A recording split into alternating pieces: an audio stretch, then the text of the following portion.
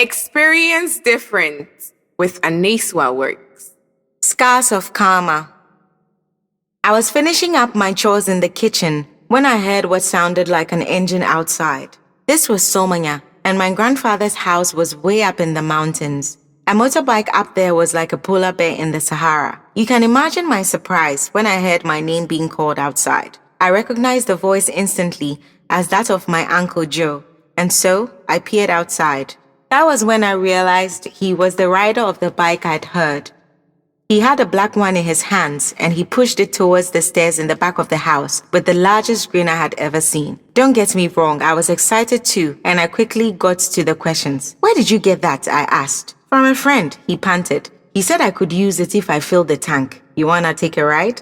My face lit up like a Christmas tree, and I nodded a million times. I was 14 years old and had never been on a bike, so this opportunity was wrapped up in shiny paper and a huge bow. Uncle Joe gestured for me to meet him in front of the house, so we embarked on our little cruise. I popped back inside with such enthusiasm, eager to pop back out the front door and go. I had to go past my grandmother, who sat in the living room. When she saw the grin on my face, she suddenly grew serious, and I immediately knew she had seen the motorcycle and had decoded the entire situation. "Don't go sit on that thing," she warned, in a tone not far from ominous. I wanted to protest and try guilt-tripping her into letting me go on a ride with my uncle, but that was my grandmother. I knew her well, and I knew that if I tried that route, she would make me sit in the sofa right beside her where she could keep an eye on me and ensure I did as she said. Consequently, I decided to play along. I put on my best unbumped face and walked off towards the bathrooms. I grabbed a bucket and posed as though I were on the way to fetch water. As I walked past my granny, I felt stiff as a board with anxiety. I imagined her turning towards me and crushing my hopes and dreams with a sledgehammer. Thankfully, she was so engrossed in an episode of What Do You Know that she did not notice me slip past. The moment I stepped outside, I set the buckets down and sprinted off to meet my uncle. "What took you so long?" he inquired. "Grandma didn't want me to come out here," I explained. "Really?" he whispered. I nodded back. "Sit down quickly before she sees us," he urged. There was only one helmet, and my uncle handed it to me. Before long, we were on our way, cruising down the red dirt roads. It was an amazing feeling, exhilarating and adrenaline-raising. The wind in my face, the green hills all around us, and the feeling of doing something new and exciting were amazing. My grandmother never crossed my mind, and I figured I could always hide in my uncle's shadow and let him take the heat. That late afternoon, we had no course planned. We rode wherever the wind blew, and by the time we decided to head back home, we had seen so many new and intriguing things, including a hut that happened to be a shrine. We stopped in our tracks before anyone could see us and turned around, headed off in the opposite direction.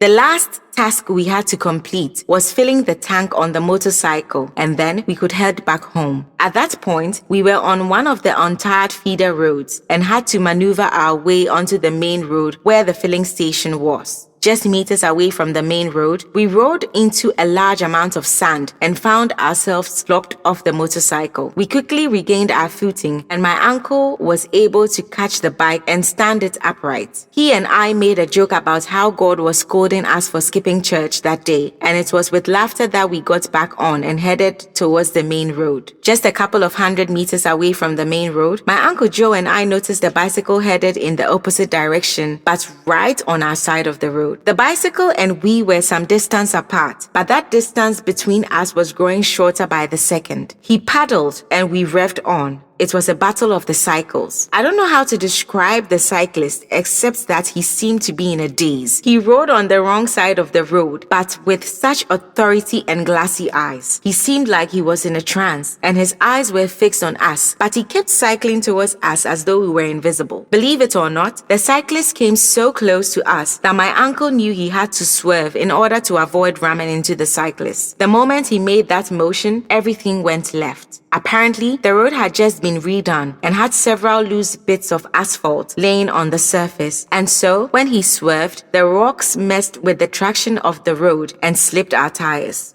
For the next 5 or more seconds, we skidded across the road, completely at the mercy of whatever vehicles and objects were in our way. The motorcycle never changed position, but stayed right between our thighs as we scraped across the street.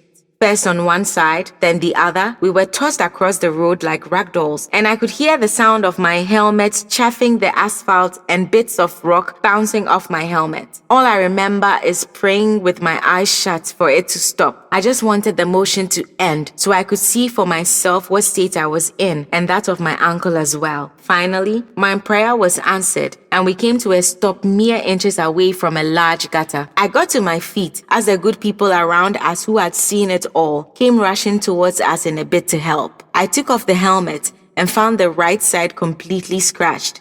My uncle got to his feet and upon one look at me, freaked out. I knew exactly why, and his next words confirmed my suspicions. With shaky hands, he held me, examining my arms and legs. He found a large scratch on my left hand and freaked out even more. What will I tell Sybil? He kept mumbling. It was as he paced up and down that I realized that the seams that ran up the sides of his trousers to the top were completely undone by the skidding across the gravels. He looked like he was part of a circus performance, and most of the skin on his left butt cheek was completely gone. Some of the good Samaritans tried to hold me down and calm me, but I continually asked them to leave me alone. My blood was 80% adrenaline at that point. My uncle's examination of my body was interrupted by one of the people who had gathered around. He wanted him to check out the bike. The instant they stood the bike up, it began to ooze oil and fuel. It was obviously wrecked. I could tell all these things happening simultaneously were too much for my uncle, and he looked like he was going to faint. I continued to examine myself for wounds and found a terrifying one around the elbow area of my right arm. It looked like an entire chunk of my skin was missing, and in its place was a pool of blood and a piece of bone. Now I was freaking out.